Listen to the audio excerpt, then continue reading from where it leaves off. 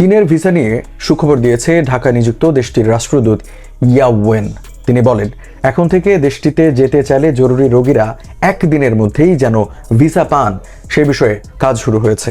18 ফেব্রুয়ারি মঙ্গলবার চীনে বাংলাদেশের পররাষ্ট্র উপদেষ্টার সফর নিয়ে আয়োজিত ব্রিফিংয়ে রাষ্ট্রদূত এই কথা জানান। রাষ্ট্রদূত ইয়াও ওয়েন বলেন, কুনমিংয়ের 3টি হাসপাতাল বাংলাদেশিদের জন্য বরাদ্দ করা হয়েছে।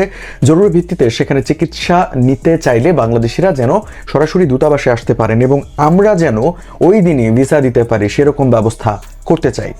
এ সময় পররাষ্ট্র উপদেষ্টার চীন সফরের মধ্যে একটি রাজনৈতিক বার্তা আছে জানিয়ে ইয়াও ওয়েন বলেন, এই সফর ছিল খুবই কার্যকর। মিউচুয়াল বেনিফিশিয়ারি সহযোগিতা অব্যাহত থাকবে।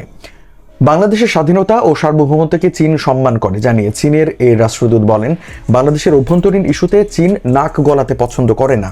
শিক্ষাবৃত্তি ও বিনিয়োগ বিষয়ে চীনা রাষ্ট্রদূত বলেন, বাংলাদেশের অর্থনৈতিক ও সামাজিক উন্নয়নে চীনের সহযোগিতা অব্যাহত থাকবে। উচ্চতর শিক্ষার জন্য আরও বাংলাদেশি শিক্ষার্থীকে চীনা বৃত্তি দেওয়া হবে। এছাড়া বাংলাদেশ থেকে আম, কাঁঠাল ও ফুল আমদানি করা হবে জানিয়ে রাষ্ট্রদূত ইয়া ওয়েন বলেন, আগস্টের পর থেকে 13টি চীনা প্রতিষ্ঠান বিনিয়োগের জন্য চুক্তিবদ্ধ হয়েছে। অন্তর্বর্তী সরকারের গত 6 মাসে চীন সবচেয়ে বড় বিনিয়োগকারী। মোংলা পোর্ট ব্যবস্থাপনা উন্নয়নের চুক্তি শিগগিরই হবে বলেও জানান তিনি।